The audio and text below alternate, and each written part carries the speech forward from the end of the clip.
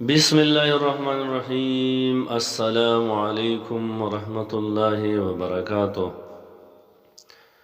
سخت مصائب اور تکالیف کے وقت یہ دعائیں پڑھنی چاہیے۔ مصیبت دور کرنے کی پہلی دعا حسبنا اللہ ونعم الوکیل،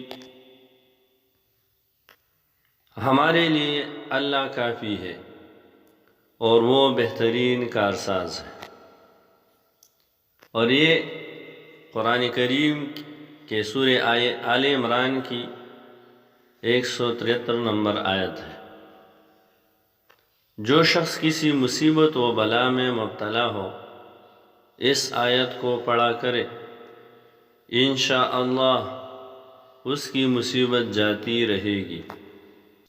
مصیبت دور کرنے کی دوسری دعا انی مسنی الضر وانت ارحم الراحمین،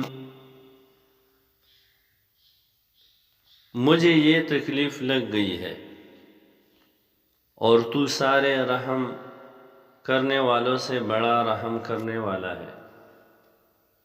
آیت سورہ انبیاء کی 83 نمبر آیت ہے۔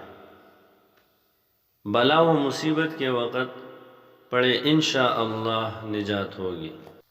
مصیبت دفع کرنے کی تیسری دعا لا الہ الا انت سبحانک انی کنت من الظالمین،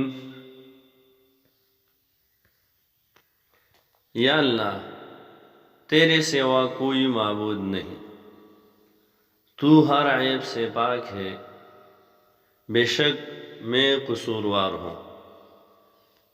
یہ سورہ انبیاء کی 87 نمبر آیت ہے۔ اگر کوئی مصائب اور تکالیف کے دوران یہ دعائیں کثرت سے کرے تو انشاءاللہ اللہ رب العزت اس کی مصیبت اور تکالیف ٹال دے گا۔